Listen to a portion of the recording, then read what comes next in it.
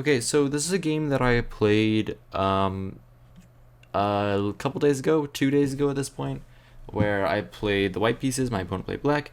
I had an estimated rating of 1800 and my percent accuracy was 71. So this is not going to be the most high quality game, but hopefully it's still very instructional in what I did wrong. So first of all, I open with d4, which is my main move. He plays knight f6. I play bishop g5, which is the Trompowsky attack. I enjoy this more than going into the Londons with bishop f4 here, or different c4s, which allows some dimsos. This is just a more like attacking style of opening. He plays this move that I've never seen before. So he plays knight c6, which I've never ever played against, and I have no idea what to do. So I'm already confused at this point because this is really weird, and I'm out of theory on move 2. So the best move here is actually to go ahead and play d5 or e3. Both of them are very good, to either to punish the knight or to solidify your center. But I go with the other approach of bishop takes f6, which isn't bad. The idea is that if he's going that in the Trompowsky, if they allow you to double their pawns like this, it's normally a good idea. So I do. He takes back with the e pawn, and now I go for this d5 idea to punish the knight. This is already wrong because the knight just jumps around. He goes knight e5, and I defend my pawn in the center with e4. This is not good either. He goes c6, already undermining my center.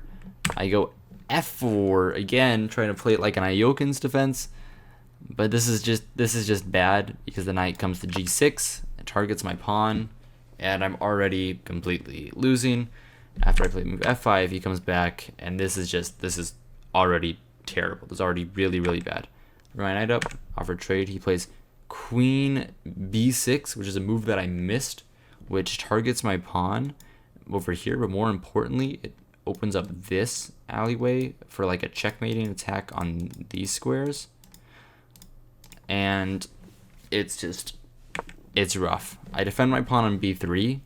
I already think I'm gonna lose this game because of how it's transpired, and he goes bishop c5, and it is over. The game is lost. There's absolutely nothing I can do here. I don't want to blunder checkmate immediately, so I play queen d2, which also tries to solidify this pawn. But after knight here, he's getting into this square, and it's bad. It's bad. I'm gonna have to lose material. It's already -3 in the position, and I'm just woof. So I take this pawn because there's nothing else I can do. -4 gives me this check. I'm out of the way. He gives me this check, which is bad because I can actually play king e2 and survive here. But instead, I play king c1, which is also a terrible move. After knight takes f1, he has an attack on the queen, and then he has this threat of bishop e3, pinning my queen to my king. That's actually how the game goes. He goes knight takes f1. Then I play another terrible move. I play this intermezzo of CD. But all this does is allows the bishop to come out earlier. And it's so incredibly lost. It's so over here. It's so over. Takes back. I go queen d1 so I don't lose my queen immediately. He goes knight e3. I bring my queen to e2, which is the best move, targeting the bishop. And he takes my pawn. And here, this is just a free piece. I think he thought that after rook c8, he'd be pinning my queen to my king. But after he captures rook c8, I play knight c3. And that clearly is not the case. I'm freaking out here because I might be on a comeback, and this is really scary. So I'm really afraid of different bishop jumps here, but then my knight would capture. After queen takes, I might have something. but it's still a very, very scary position. He castles, which is the best move. And instead of moving my king out of the way, which is what I should do, I should move my king to like b1 or b2. But I'm just really scared because after king b2, he's going to have pins on my knight this way. And after king b1, my rook is just garbage. So I don't want to do that. I instead try to defend the d4 square again with rook d4, which is another terrible move. After rook takes c3, queen takes c3, and rook c8, pinning me again, and I here have to sacrifice my queen for that. And it's pretty bad, but there are still 30 more moves in this game. So let's see what happens. I first go king b2, which tries to get my other rook into the game and make sure that I have a chance. He goes h6. I bring my let me get back to the position. I go rook c1. Hey, sorry about that. Anyway, I go rook c1, which is the best move, getting my rook into the game.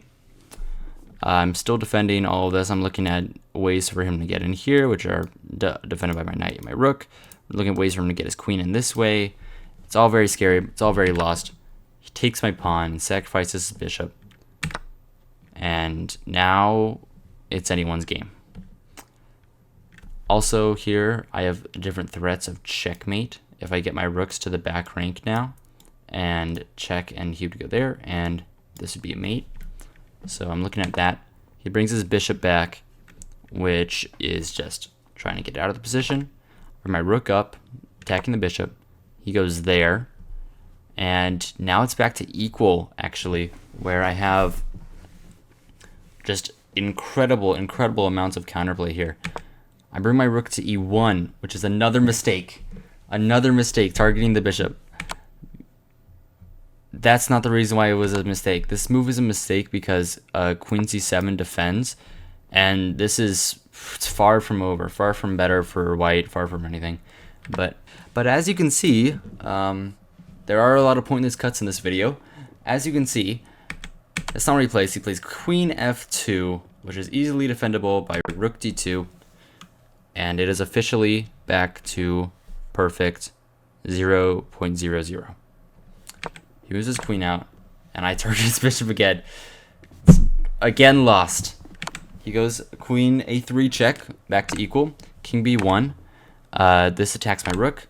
I give this check first, king there, and rook e2. Rook c1 is better, which threatens different ideas of rook c8 over here, and also defends against the bishop c3 immediate threat. The reason I played rook e2 instead was so that I could just defend this second rank entirely, make sure that these pawns were defended, and make sure everything was okay.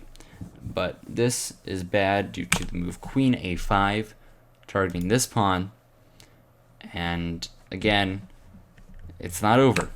I defend my pawn, he goes there, targeting my knight. I defend my knight, he gives me a check, move my king up.